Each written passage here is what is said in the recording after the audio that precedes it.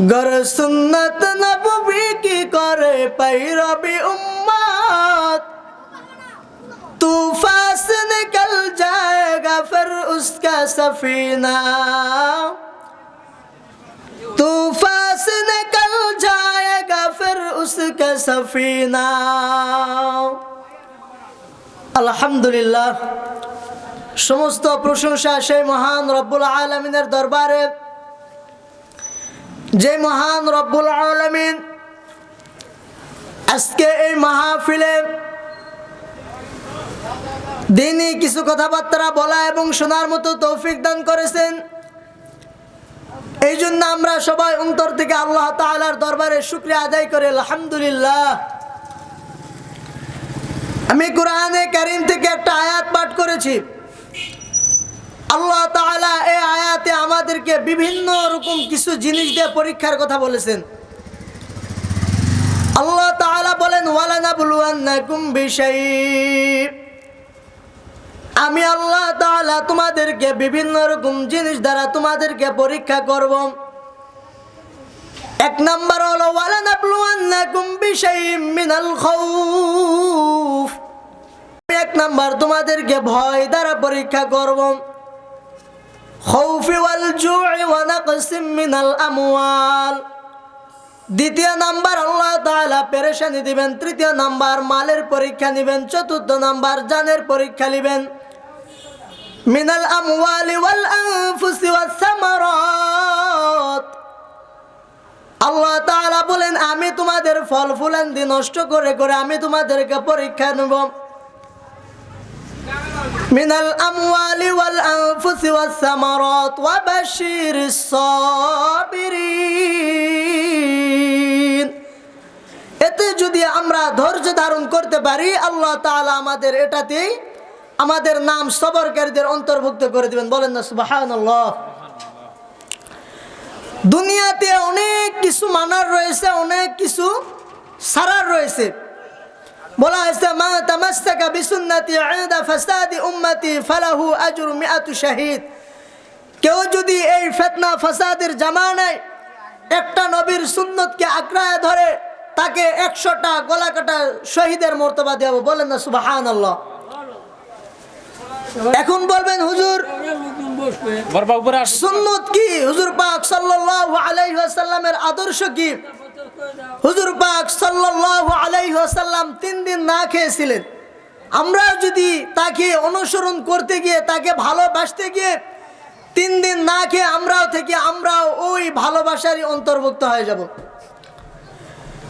উদাহরণ দিলেই বুঝতে পারবেন যে হুজুর পাক সাল্লাল্লাহু আলাইহি ওয়াসাল্লাম কি রকম কষ্ট করেছেন।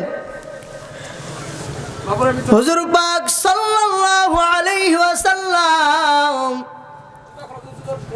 3 দিন না খাওয়া শরীর নিয়ে আবার সর্বপ্রথম যখন মেয়ের বাড়িতে চলে গেলেন, মেয়ের বাড়িতে যাওয়ার পর দরওয়াজায় গিয়ে যখন ঢক ঢক করে আওয়াজ দিলেন,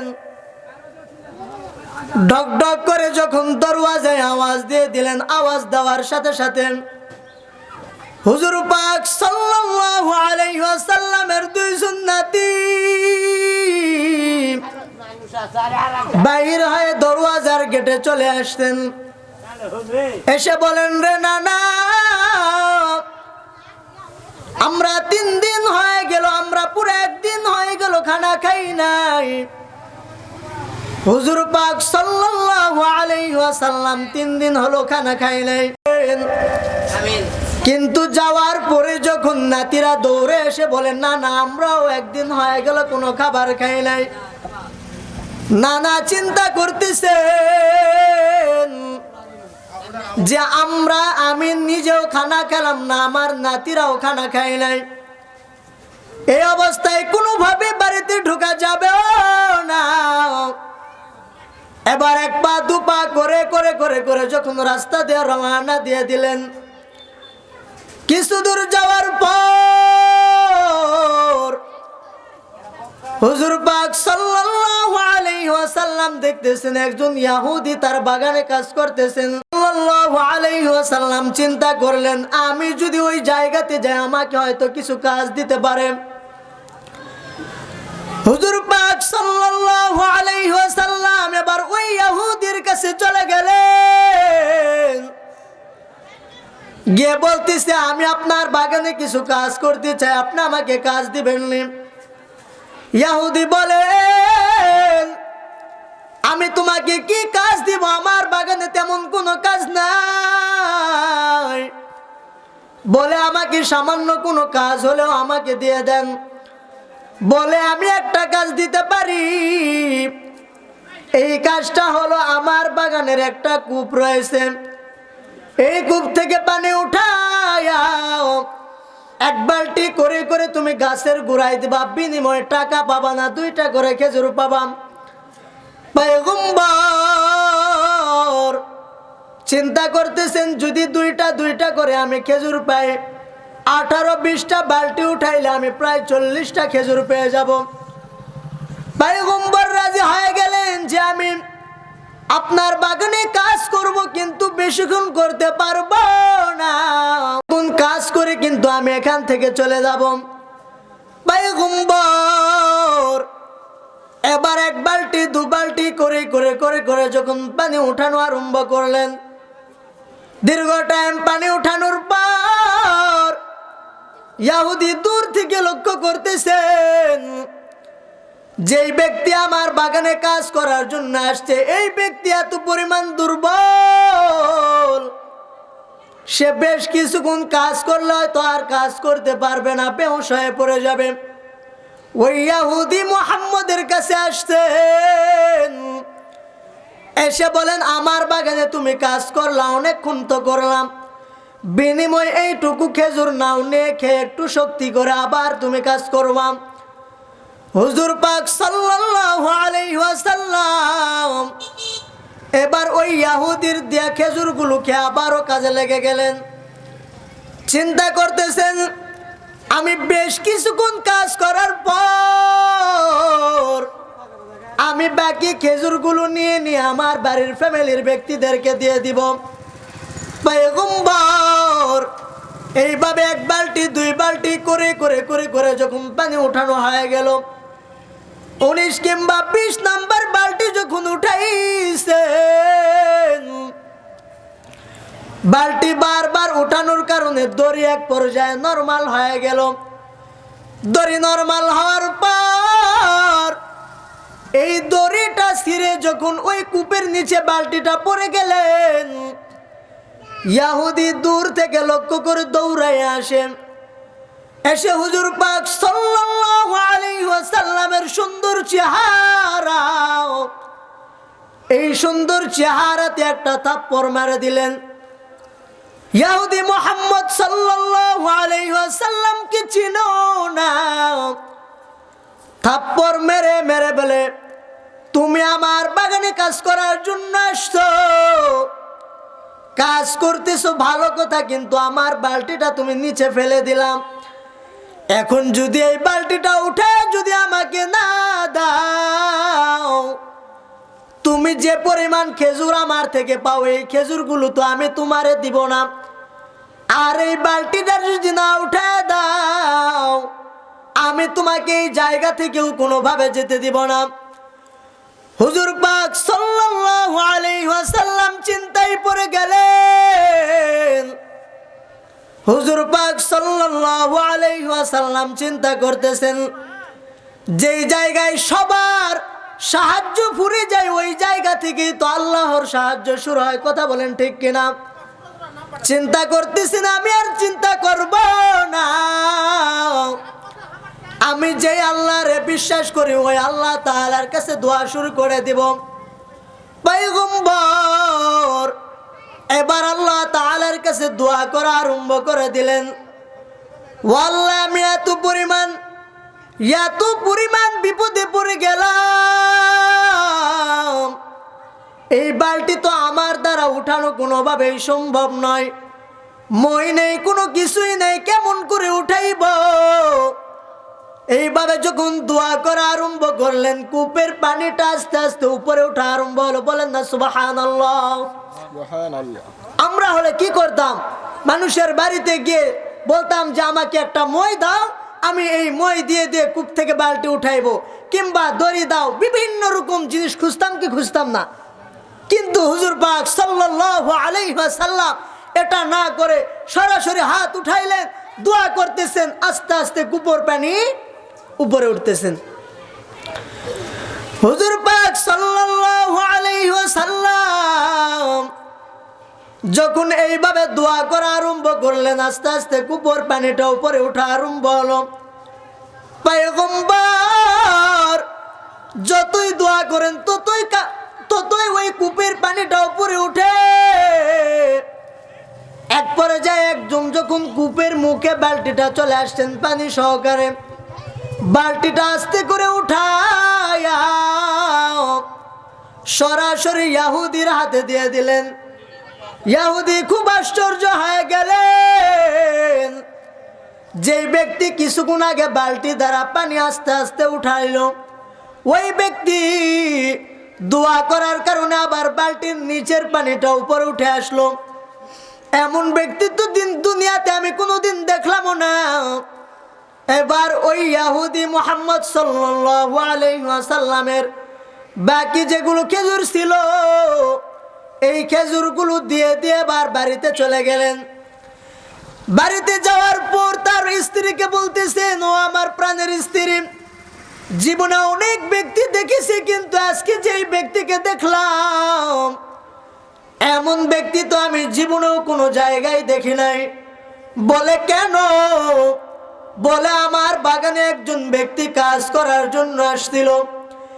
এই ব্যক্তি এক বালতি করে করে আমার কূপ থেকে পানি উঠাইল।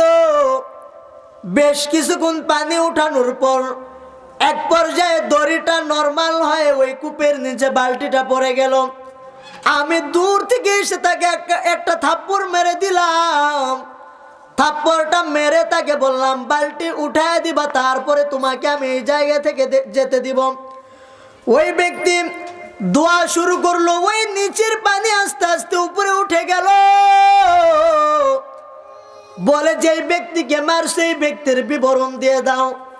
সুন্দর একটা বিবরণ দিয়ে দিলেন। ব্যক্তির চেহারা এমন, দাড়ি এমন, এমন লম্বা, এমন চুল। বলে ও প্রাণের স্বামী, তোমার কথা অনুযায়ী তুমি যেই ব্যক্তিকে মারছো, আমি তাওরাত কিতাবে পড়ছি, এই ব্যক্তি আর দুনিয়ার কেউ নয়। এই ব্যক্তি হলো এমন দামি ব্যক্তি, যেই ব্যক্তির না বানাইলে আমাকে বানাইতো না, যেই ব্যক্তির না বানাইলে তুমি আমাকে স্ত্রী হিসাবে পাতেও না। বলে এমন ব্যক্তিরে মারছো যেই ব্যক্তির স্বয়ং বন্ধু আল্লাহ তাআলা, যেই ব্যক্তির এত দাম, যে হাত দিয়ে তুমি মারছো, এই হাত যদি বাঁচাইতে চাও, যেই শরীর দিয়ে তুমি মারছো, এই শরীর যদি তুমি বাঁচাইতে চাও, তাহলে তুমি তাড়াতাড়ি গিয়ে ওই ব্যক্তির কাছে ক্ষমা চেয়ে নাও।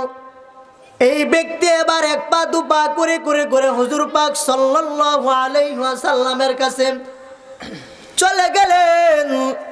যাওয়ার পর দরওয়াজায় যখন ডক ডক করে আওয়াজ দিবেন, দরওয়াজার সামনে দাঁড়ানো ওই জামানার বড় বড় সাহাবায়ে কেরাম, হযরতে আলী, উসমান, আবু বকর, এইভাবে বেশ কিছু সাহাবায়ে কেরাম ওই জায়গায় দাঁড়িয়ে ছিল। সাহাবায়ে কেরাম থেকে বলেন, সাহাবায়ে কেরাম কি বলার আগে এই ব্যক্তি নিজের হাত নিজে নিজে কেটে এবার হুজুর পাক সাল্লাল্লাহু আলাইহি ওয়াসাল্লামের কাছে চলে গেলেন। সাহাবায়ে কেরামদেরকে বলতেছেন যে আমি আমার নিজের হাতটা কেটে নিয়ে আসতে আমি রসুলের সাথে দেখা করব। বলে কেন তুমি নিজের হাতটা নিজেই কেন কাটছো বলো? বলে আমি এই হাত দিয়ে মুহাম্মদকে মারছি, তাই আমি আমার ভুলটা বুঝতে পেরে আমি নিজে বার চলে আসলাম। হুজুর পাক সাল্লাল্লাহু আলাইহি ওয়াসাল্লাম ঘুমাইতেছিলেন। বাহিরে এইভাবে গুনগুন গুনগুন করে আওয়াজ হয়, ভিতরে যেতে দেয় না। সাহাবায়ে কেরামরা বলেন যে তোমাকে তো কোনোভাবেই ভিতরে যেতে দেওয়া হবে না, কারণ হুজুর পাক সাল্লাল্লাহু আলাইহি ওয়াসাল্লাম ঘুমাইতেছেন। এক পর্যায়ে কথাবার্তা যখন চলতেছেন, ভিতর থেকে হুজুর পাক সাল্লাল্লাহু আলাইহি ওয়াসাল্লাম বলেন, হে সাহাবায়ে কেরাম, তোমাদের সাথে কি কথা বলতেছে আমার কাছে পাঠাও। বলে ও পয়গম্বর, একজন ব্যক্তি আসছেন, যেই ব্যক্তির হাত পুরাটাই কাটা। বলে ব্যক্তিটারে আমার কাছে নিয়ে আসো।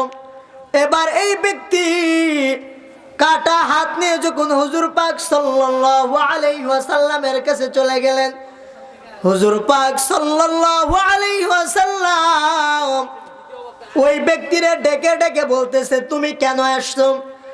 বলে ও পয়গম্বর, আমি ওই ব্যক্তি, যেই ব্যক্তি আমি আপনাকে থাপ্পড় মারছিলাম। বলে আমার কাছে কেন আসছো? বলে ও পয়গম্বর, আমি আসছি কারণ হলো আমি এই কাটা হাত নিয়ে আপনার কাছে আসছি। আমি যদি আপনার কাছে এসে মাফ না চাই, যে হাত দিয়ে মারছে এই হাতের কারণে আমার পুরো শরীরটাই পঙ্গু হয়ে যাবে। রসুল কি বলতেছেন জানেন? বলে তুমি যে হাত দিয়ে মারছো তোমার কি তখন ব্যথা পাইনি?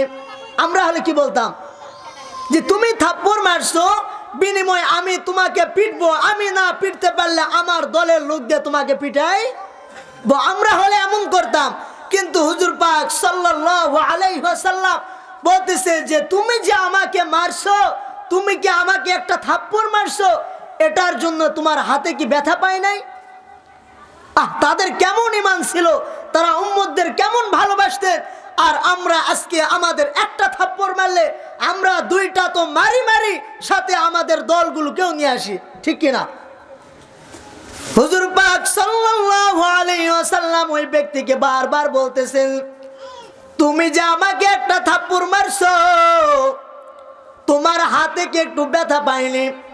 বলে ও পয়গম্বর, আমি তো আপনাকে মারছি, ব্যথা আপনাকে পাবে, আমাকে কেন ব্যথা পাবে? বলে কেন আসছো? বলে ও পয়গম্বর, আমি আসতে, আমি ইসলাম গ্রহণ করব, আপনার সোহবতে থাকবো।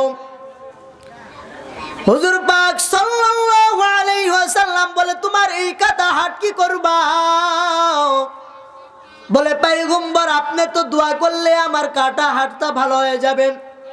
হুজুর পাক সাল্লাল্লাহু আলাইহি ওয়াসাল্লাম জানাইয়া দিলেন, তোমার এই কাটা হাত তুমি নিজে নিজে সুন্দরভাবে ধরো। এবার এই ব্যক্তি যখন কাটা হাত তার সুন্দরভাবে জায়গা মতো ধরলো, হুজুর পাক সাল্লাল্লাহু আলাইহি ওয়াসাল্লাম তার মুখ থেকে স্যাপ মুবারক নিয়ে বার বিসমিল্লাহ বলে লাগিয়ে দিলেন। বিসমিল্লাহ বলে যখন লাগিয়ে দিলেন, লাগিয়ে দেওয়ার সাথে সাথে ওই ব্যক্তির হাতটা আবার আগের মতো হয়ে গেলেন। বলেন না সুবহানাল্লাহ। আল্লাহ আল্লাহ, क्या मुबारक नाम है,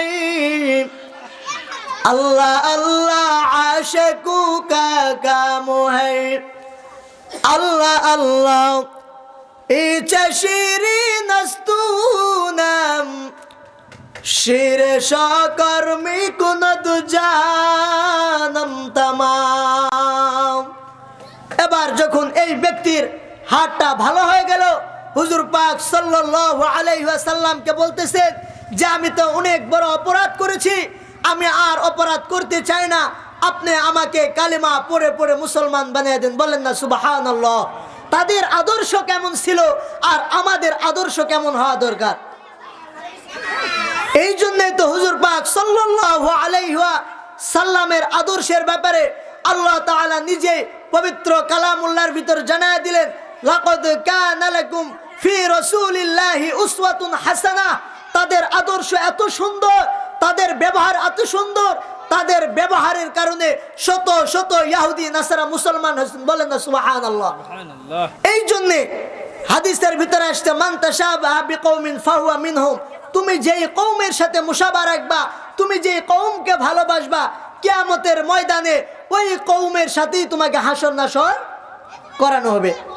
এখন আপনি যদি এলাকার নেতা খাতার সাথে ঘুরেন, নামাজ না পড়েন, তাদের সাথেই শুধু ঘুরেন, আপনার তো অবশ্যই নামাজ না পড়লে আপনার স্থানটা জাহান্নামে হবে, হবে না ভাই?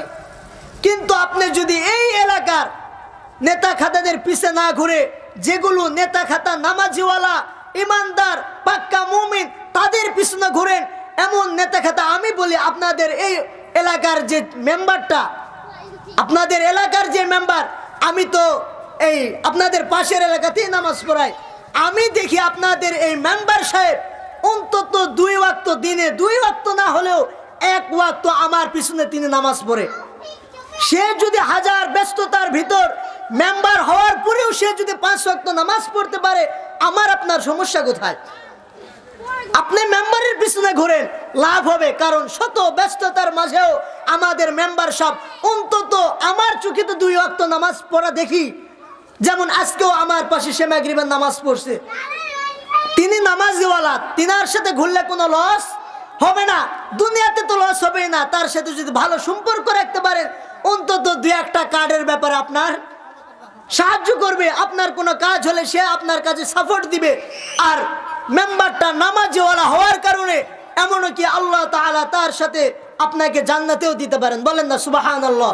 এই জন্য দোয়া করবেন আল্লাহ তাআলা আমাদের এই এলাকার মেম্বার সাহেবকে যেন দিনের জন্য কবুল করে নেন। বলেন আমিন।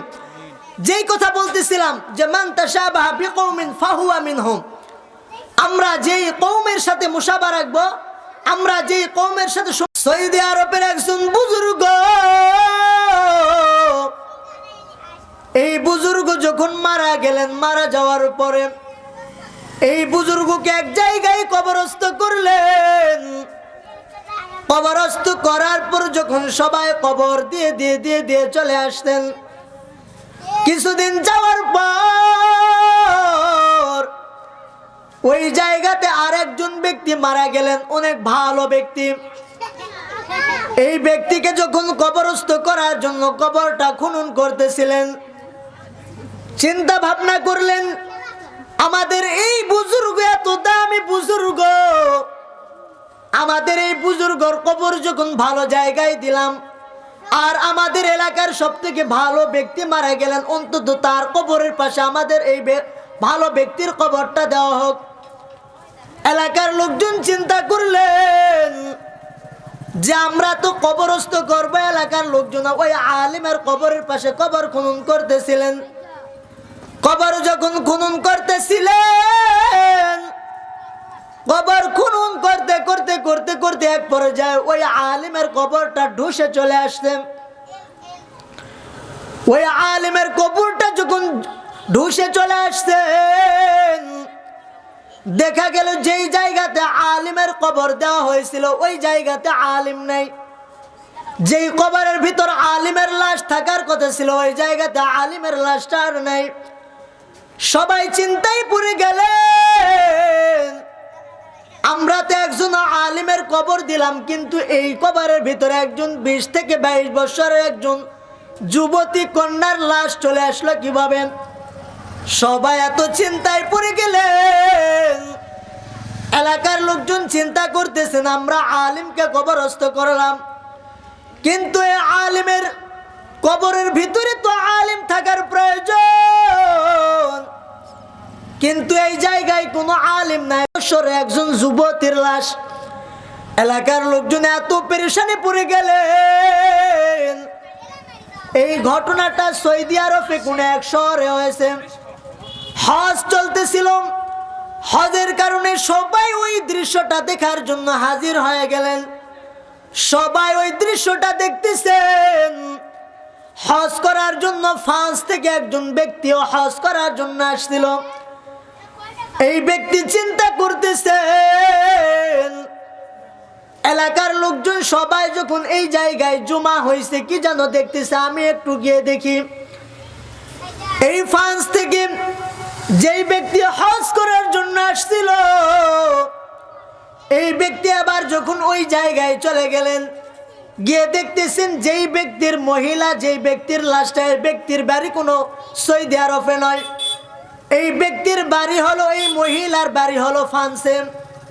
চিন্তা করতেছেন এই মেয়ে তো আমার ছাত্রী, কিছুদিন আগেই মারা গেল। আমার এই ছাত্রী, তার বাড়ি ফ্রান্স, কিন্তু এই সৌদি আরবে কিভাবে আসতেন? সে এলাকার লোকজনকে বলতেছে আপনারা কি এই মেয়েরে চিনেন? বলে না না, আমরা তো কোনোভাবে এই মেয়েরে চিনি না। বলে তুমি কি এই মেয়েরে চিনো? বলে হ্যাঁ, আমরা এই মেয়েকে চিনি। বলে এই মেয়ে আমার একজন ছাত্রী, আমি তাকে পড়াইছি। এই মেয়ে একজন হিন্দু, হিন্দু হওয়ার পরেও ইসলামকে অনেক ভালোবাসতেন, হিন্দু হওয়ার পরে ইসলামের রীতিমালাকে অনেক পছন্দ করতেন। আমার কাছে মাঝে মাঝে আরবি শিখতো, আমার থেকে বইগুলো নিয়ে নিয়ে পড়তো। বলে তুমি এই ব্যক্তির, এই মহিলারে চিনো? বলে হ্যাঁ চিনি। বলে এই মহিলার বাড়িটা হলো ফ্রান্স। এবার সৌদি আরবের ওই বুজুর্গের এলাকার লোকজন বলতেছে আপনি ফ্রান্সে কবে যাবেন? বলে আমি হজ করার জন্য আসছি, এই হজ শেষ হয়ে গেলে আমি ফ্রান্সে চলে যাব। বলে আপনি যখন ওই ফ্রান্সে চলে যাবেন, ফ্রান্সে গিয়ে অন্তত আপনার এই ছাত্রীর মা বাবার থেকে খবর নেবেন যে এই ছাত্রীকে কোন জায়গায় কবরস্থ করা হয়েছিল। এইভাবে আলোচনা চলার পর হজ যখন শেষ হয়ে গেল, এই ব্যক্তি ফ্রান্সে চলে গেলেন। এই ব্যক্তি ফ্রান্সে যাওয়ার পর এবার ওই ছাত্রীর আম্মা জানের কাছে চলে গেলেন, গিয়ে বলেন ও আম্মা জান, আমি যে ছাত্রীকে পড়াইতাম, আপনার মেয়েকে পড়াইতাম, ওই মেয়েটা কোথায়? বলে বাবা আমার সন্তান তো দুনিয়া থেকে কিছুদিন আগে বিদায় নিয়ে চলে গেছে। বলে ও মা আপনার সন্তানটা তো দুনিয়া থেকে বিদায় নিয়েছেন, কিন্তু আপনার সন্তানকে কোথায় কবরস্থ করেছেন? বলে আমাদের এই জায়গায় আমার সন্তানকে অমুক জায়গাতে কবরস্থ করলাম। বলে ও মা আপনি যদি আপনার সন্তানকে ওই জায়গাতে কবরস্থ করেন, তাহলে আপনার সন্তান সৌদি আরবে অমুক শহরে কিভাবে গেল? বলে তুমি কি পাগল হয়ে গিয়েছো? আমরা তো অবশ্যই আমার মেয়েকে অমুক জায়গাতে কবর দিলাম।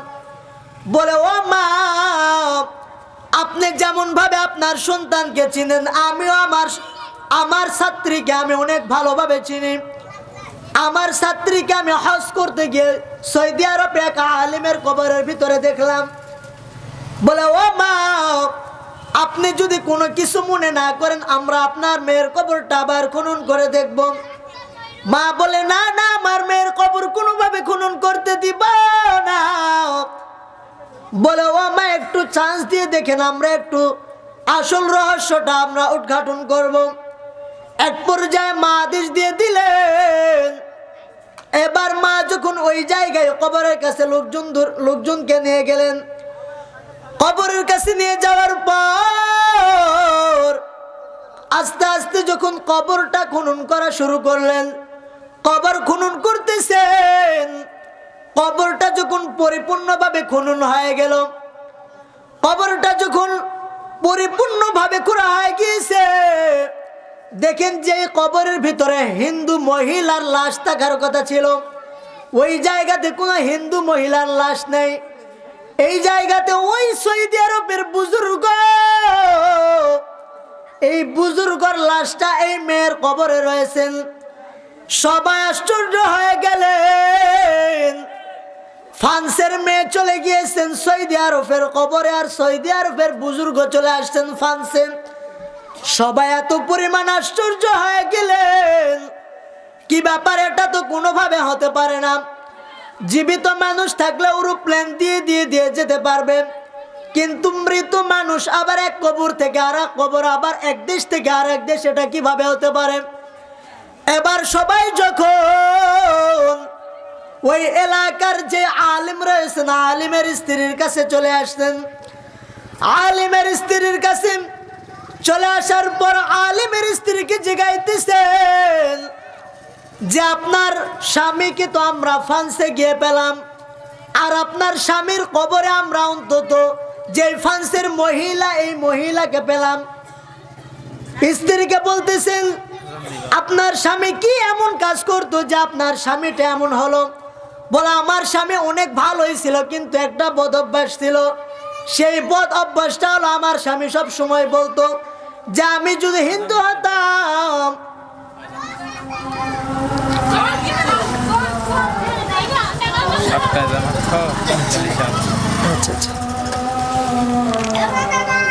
তাহলে মসজিদে চলবে। জামাতে এই জায়গা করে মানে ভালো হবে।